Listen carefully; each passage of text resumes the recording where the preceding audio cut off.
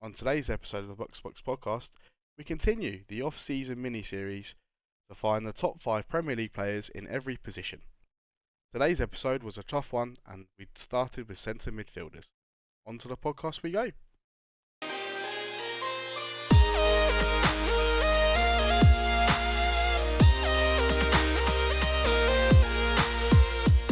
Hello, and welcome to the 4th episode of the off-season mini-series of the best Premier League players in every position.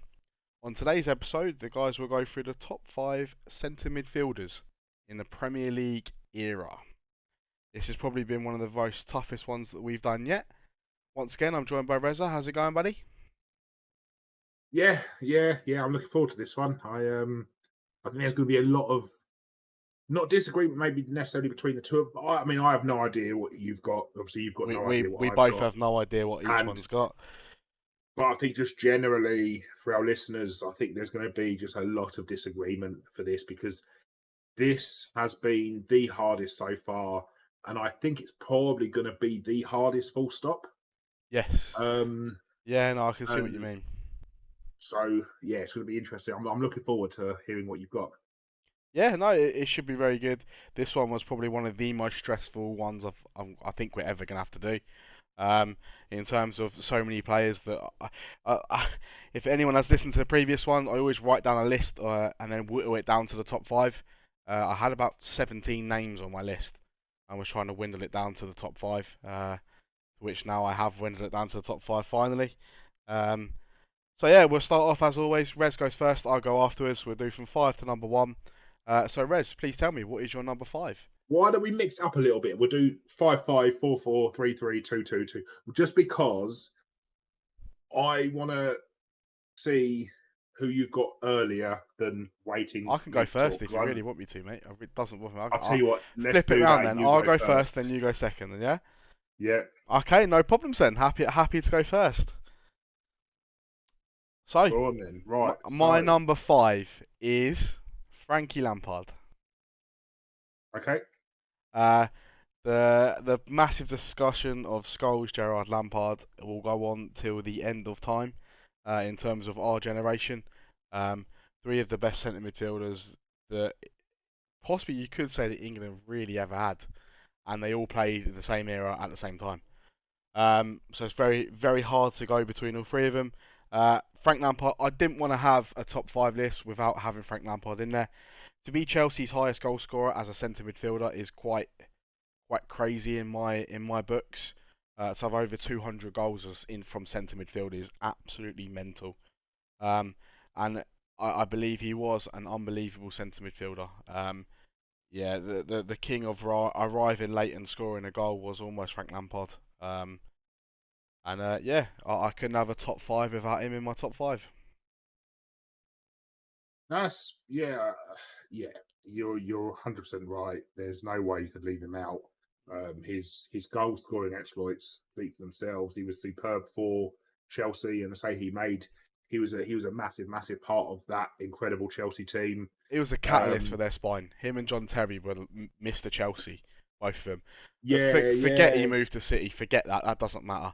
He was Mr. Chelsea for God knows how many years. Yeah, and to say his goals changed in many ways. It changed perceptions of midfielders as well, because I can't recall a midfielder scoring goals like he did. No, I can't either. No, I can't either. I think a lot of midfielders that they've said that score quite a large number of goals, as soon as they start scoring, so say one of them scores like a 10 or 15 goals for 1 year, they then start getting compared to Lampard, and then their numbers just dwindle off. It's like he consistently got 15, 20 goals a season for, I think it's like 7, 8 years. For a centre midfielder, that just blows your mind. You think, now thinking of, imagine fucking Jordan Henderson getting 20 goals a year. Like, no, exactly that. Nuts. It's insane, absolutely insane. Anyway, he was my number 5. Yep, no arguments there. Yeah. So, Numero 4. Numero quattro is Patrick Vieira. Okay, yeah. Um, our absolute backbone of Arsenal. What a fucking player! From growing up watching football, being a United fan, just the battle between him and Keane in midfield, absolutely unbelievable. Vieira was. If you look at a midfielder, he's like everything you can want in a midfielder, which is like hard to say. I hated Arsenal so much and I hated him so much. But he was like 6'3" or 6'4", whatever he is. He was fast, great on the ball, had a goal in him, was nasty, loved the tackle. It's just everything you wanted in a midfielder, and he was Arsenal's spine and made them what they were. And they have not replaced him even to this day, and that's one of the problems why they won't be back up there as one of the fighting teams. They haven't replaced him. Yeah, yeah, 100% agree. He was something else. I mean, the battles between him and Keane, legendary. Um, I mean, I remember him and Petit side by side. That was bloody impressive. Yeah, he just like you say, though, he was part of that what was really impressive, that Arsenal team that Wenger assembled, like late 90s, early 2000s, and he was probably the biggest part of it. I So think yeah, no, that's totally fair. an unpopular opinion of myself is probably it was worse when Patrick Vieira left Arsenal than when Thierry Henry left Arsenal. Yeah, no, 100%. Well, they lost their leader, Yeah, right? They lost that player with the bit between the two. Henri led by. He was just superb, he right? left led by get on my shoulders and I'll do it for you. That's Yeah, how he led. He was he just was like get on my just shoulders and do it. absolutely superb as a footballer, all round, just absolutely incredible. Vieira was that, but he also had that bit between his teeth. He had that aggression, that drive, that determination. And you're right. I think when Arsenal lost him, that was a big. That was a pivotal point in the history of Arsenal Football Club. So yeah, No, yeah, he was very good midfielder. But yeah, he's my numero quattro. nice. So then, So my numero C. numero C. My number three is Steven Gerrard. Okay, yep. You can't give Gerrard basically is Mr. Liverpool. Won in the Champions League, hands down. Looking at that team, you think apart from Xavi Alonso, you're looking at it going, who else in that team is actually any good? Won the Champions League single-handedly. He is unbelievable.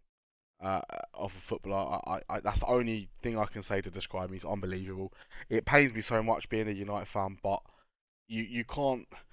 There used to be a thing where me and Gase, who used to be on the show, we used to say all the time, we hate Suarez so much, but you can't deny how good of a footballer they are. You just can't. You're just stupid if you do. Gerrard is that for me as well.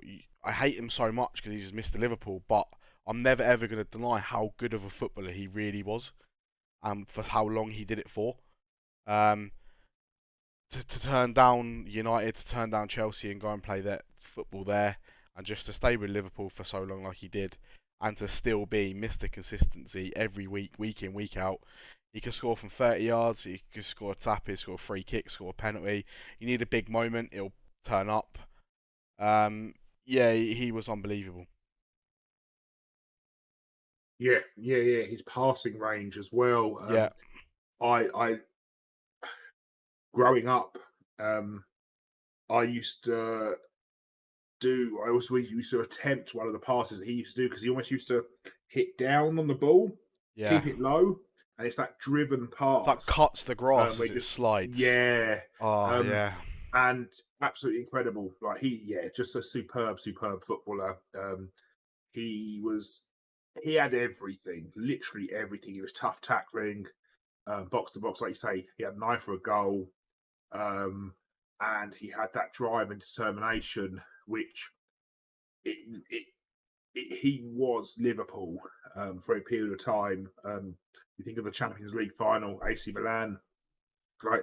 he's the catalyst. Like, I mean, well, to be fair, Dietmar Hamann come on, and obviously he was the turning point, but Gerrard still was just absolutely incredible, and on his day, just unplayable. Yeah, I think a big compliment I can give him as well is you look at the Liverpool teams that used to challenge United and other teams for the league, albeit LA didn't win one. Um, they were only as good as they were because of Steven Gerrard. I would go as far as to say that if you take Steven Gerrard out of those teams, you're sort of looking at United right now of how Yeah, disappointing they would have been. They wouldn't have been higher than fifth, sixth every single year. They wouldn't have been there, and they would have had so many problems without him. Um, because he was their drive. He was their main reason why they were the way they were. yeah, Otherwise, yeah, 100%. there's no way they'd be in Champions League football. They wouldn't be near it. Just listening to some interviews about some players that Gerrard in training, if he fizzed the ball into him, if they didn't control it and do what he needed to, the look he would give him as if to say, "I'm going to kill you." He didn't even have to speak a word. Like, that's unbelievable. But yeah, that's why he was in the debate. He's always topped Lampard for myself. Um, in terms of whenever anyone said Gerrard or Lampard, I've always had Gerrard in front of Lampard. Um, yeah. So there, that's my number three. Cool. So then, your top two. So, who's the runner-up? The runner-up is Nutcase Psychos in Roy Keane. Yeah, You don't unbelievable, absolutely unbelievable. The the best captain. I'll probably go as far as say the best captain the Premier League's ever seen. yeah, In terms of the player himself, he just did absolutely everything perfect. Um, whether he was passing 5 yards, whether he was the pass that I always remember Roy Keane for. He used to play a pass quite a lot to Gary Neville, to Beckham, to Giggs, and to Dennis Irwin when they were running behind. It's like a pass. I don't know if you explain it. He'd pick it up in midfield, and he'd play it through the midfield, and then just between the centre back and the left back, or the centre back and the right back, just for the winger or right back, just to get or left back, just to get behind, just literally just behind. It was always weighted to perfection as well.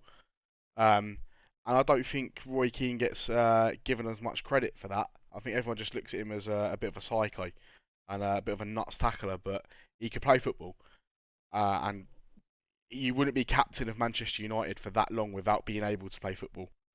Um, he did all the simple stuff well every single week. He'd do the good stuff every single week. He allowed everyone else to play around him. Um, yeah, he was just like almost the perfect midfielder. The perfect midfielder for me is my number one, but he was almost the perfect guy that you'd want in midfield. yeah, yeah. Agreed. There's not much more I can really say about Roy Keane, but yeah, best captain I think I've ever seen. Um, Premier League or even go as far as I don't think there's been a better one in football. But that's just my opinion. I obviously I was born in '92, so I probably haven't seen the older generations, which is the reason why we've just kept this the Premier League. But yeah, definitely best captain in Premier League era for me.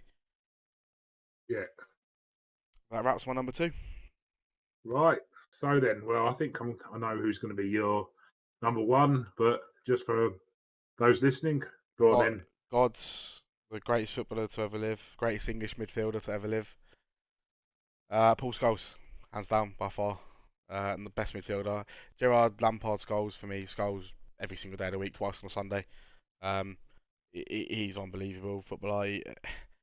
Underappreciated by England, which I look at it and go, it's a bad thing, but I'm looking at it also going, that's a really good thing because it meant Man United got an extra 3-4 years out of him that we probably wouldn't have had if he'd have been playing for England every single, all the time. Well, I think was it '04 he retired or '05? It was early, yeah. Yeah, when he Really retired, early. I was thinking I couldn't believe why England were not playing him and were. It's basically because of the debate. How do you get all three of them to play together? If That you was look it, yeah. if you look at world football now, you sit Scholes and put Gerrard and Lampard in front of him, and you've got arguably one of the best midfield threes of a very, very long time. Um, but yeah, he was unbelievable. I can't speak highly of him. can score a worldie, passing ability like no other. Um, it is like an American style quarterback when he was playing. The passes he'd pick out, you just think, how the fuck has he done that? Um, and then the amount of stories you hear about him from training. Uh, I wish I could have seen him train when he was in his prime.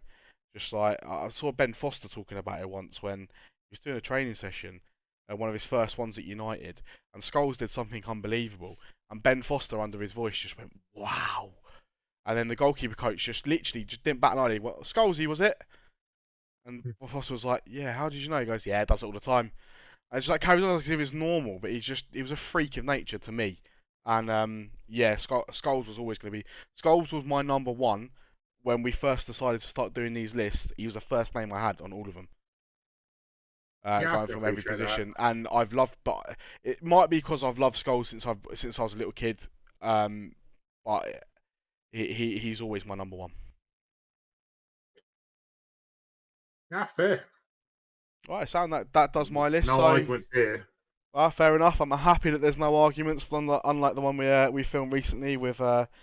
Yeah, we'll let you go and watch it on the fullbacks. I think I hurt Rez's feeling by not having Joe Cancelo involved, but anyway, we'll move on. So we'll go to centre midfielders. Who's your number 5? Numero 5 for me is David Silva. Oh wow, yeah. No, I can understand why. What a footballer. I'll let you Like explain. Yeah, he changed things. Listen, we had really good, technically gifted footballers in the Premier League prior to David Silva, but none were David Silva. And he, when he joined, I remember him joining from Valencia. I think it was 24 million. It And wasn't I much. knew who he was. Um, I knew he was good, and I was frustrated when you hear of money like that United weren't in for him, or at Yeah, least didn't buy him. Aguero was the same for what it's worth. I think 32 million was it, Aguero? it Similar was. thing. Yes. You're like, he's a player. Like, why the fuck are we not there? Um, and in terms of both of them, I was right. But David Silva, just technical ability was unbelievable. Just the way he moved, he would glide across the pitch, literally glide. And just picking a pass, he scored goals. And we talk about Frank Lampard and the Chelsea team and being a core part of that Chelsea team. David Silva was that for City as well. Yeah. Um, he again, catalyst, I think is the right word. Just for Yeah. No, everything I can good understand what you're that saying. happened, Yeah. he was there. Him, Aguero, and company. Those three made Man City what they are today. He They he, started he this. unlocked so many defenses and just did stuff that Yeah, you didn't think were possible, and he and it would was do just it. the ease as well. Yeah. Like just the way that he made it look so easy. It's like you used to Um, glide past players. It wasn't like you just go. yeah, It just looked like it was perfect yeah, every time. nah, exactly that. So yeah, for me, David Silva is my number 5. Very, very nice. Who is your numero quattro? So my number 4 is Frank Lampard. Frankie Lampard. All the reasons you said, his goal Yeah. scoring record unbelievable. He was a mainstay of a absolutely incredible Chelsea team that, had it not been for Man United, would have won a lot more. I enjoyed. I don't want to say necessarily I enjoyed watching him play. He wasn't a David Silva, right? It wasn't like I sat there and watched Frank Lampard play and went, he is unbelievable. I want him at Man United. It was. I know this is going to sound bad, but I never looked at him and thought I'm really jealous that Chelsea have him. If that makes sense. Yeah. Um, I respect, though, his record, and I think that that is the main reason that he is in this list is just that record. I think that technically, all of the others on my list are better or were better, uh, but no one comes close when it comes to scoring goals. So Frank Lampard, number 4. Frankie Lampard, number 4. Very, very nice. I think I said at the start as well, you can't not have him in your top 5. Right, who's your bronze medal? Who's your third? So 3, Patrick Vieira. Big B dog. Again, just the combativeness, the drive. He scored goals. He was actually quite elegant on the ball as well. He was one of those, again, he just seemed to glide across the Yeah. pitch. I think part of that, obviously, he was quite tall, right? He was quite leggy. So that obviously plays a part in it. He was the heart and soul of that Arsenal team. And like we've said, a lot of players changed around him. You think the likes of, obviously, you had like your Overmarses, obviously, on the wings, your Lundbergs, your Perez's, and then in the middle, like your Edus, your Gilbertos, your Fabregas, and he never looked out of place alongside any of them. And Vincent yeah, Company. he was just Whoever you put next to absolutely, Company looked unbelievable. yeah, exactly that. I mean, I spoke about Company, didn't I, in centre backs, and it's exactly that. He just a fantastic, superb footballer, and he is someone that obviously, again, we had Roy Keane, right? So it was never quite, wouldn't it be amazing to have Patrick Vieira until Keane left? At that point, you're like, Vieira would be nice. But up until then, it was always kind of, well, he's unbelievable and he is incredible. But would we trade him? Would we trade Roy Keane for him? I don't think we would have done. But that's only because we had Roy Keane, right? Between the two of them, I do think that Patrick Vieira was a better footballer. That's not to do any disservice or injustice to Roy Keane, because he was a fantastic footballer. He doesn't get enough credit for how good a footballer he was. And if anyone wants to see how good a footballer he was, watch the 1999 Champions League semi-final second leg against Juventus. Juve, right? Absolutely incredible performance. But I think that, from a technical perspective, I think that Patrick Vieira was a better footballer. And for me, he's the third best. It was really hard, this list. I mean, I will say that it was mega hard because obviously, the spoiler, Roy Keane's not in my list. And that was really difficult. Wow. We mentioned, obviously, Makaleli. That was really difficult because, I mean, when you have a role position named after you, you know you are something special, right? Michael Essien. I remember when United were in for him, obviously, for those of you who don't know Man United history, Peter Kenyon was at Man United before he went to Chelsea. And as soon as Abramovich took over, Peter Kenyon went to Chelsea. And it seemed like it was like every single Man United transfer target went with him, because we were after Damien Duff. We were after Michael Essien. We were after John Obi Mikel. We were, who else was it? I can't remember who else it was. And I mean, it was just Arjen Robben. And literally, it's like, hang on a second, this fucking transfer list, this is Man United's transfer list. Michael Essien, absolutely superb. I mean, like, there's a reason his FIFA card is so sought after. And it is true, because he was just superb as well. But anyway, so there's just a few that don't make my list just before I get to my top 2. But just to recap, Patrick Vieira, number 3. Who is your silver medal then? So my numero B is Steven Gerrard. I found this really hard because we're not supposed to like Liverpool. Like, it's just...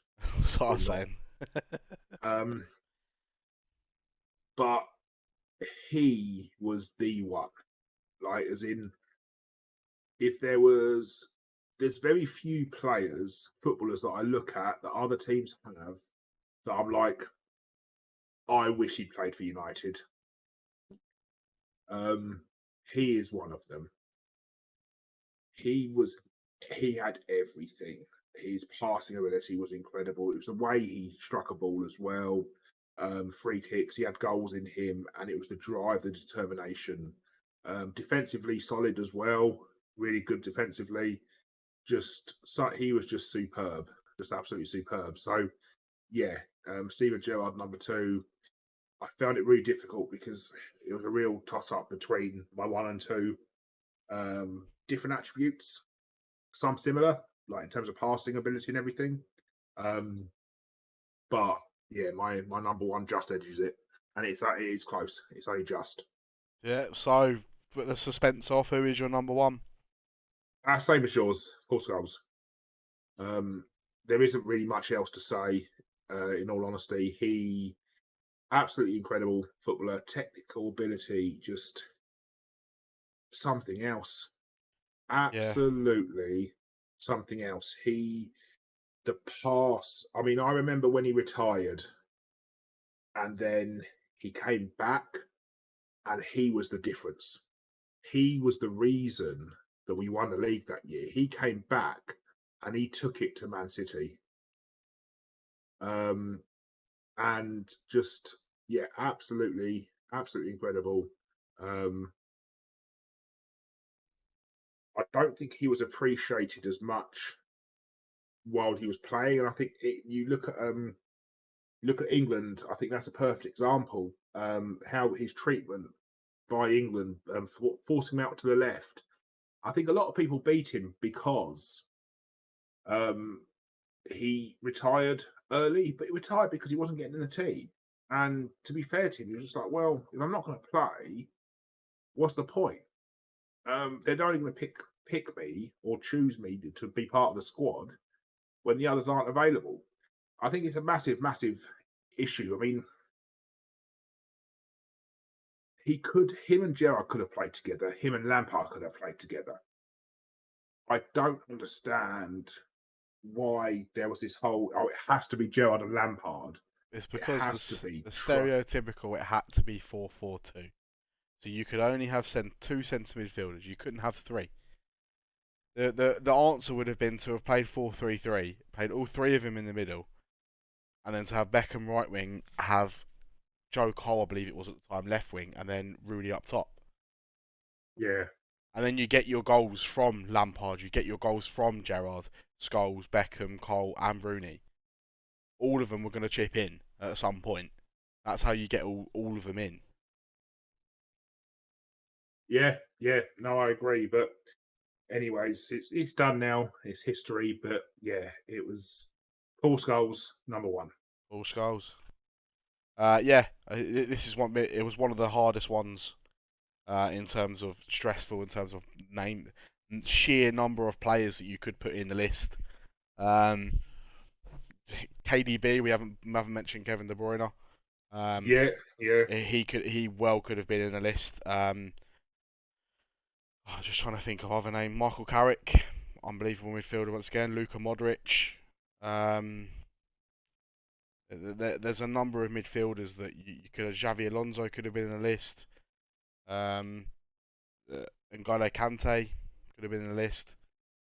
There's a number of midfielders that you end up having to leave out. That's just what I got off the top of my head. And I'm sure there's been some that were in just the 90s alone that were unbelievable centre midfielders. And you go back to sort of maybe someone like Cesc Fabregas hasn't even got a look in. And for Chelsea and for Arsenal, he was both very good. But yeah, that does it. That does it for the centre midfielders. yeah. It's not too bad. Yeah, when we put the video up on YouTube, please let us know who your top five is. Let us know if you agree or disagree with our lists. I mean, we're happy to take it on the chin if you think we're wrong. We don't think we're wrong. That's why we're giving the opinion. Yeah, please like and follow our socials. Please comment on our YouTube video. Let us know how it was. Hopefully we'll see you in the next one. Speak to you soon.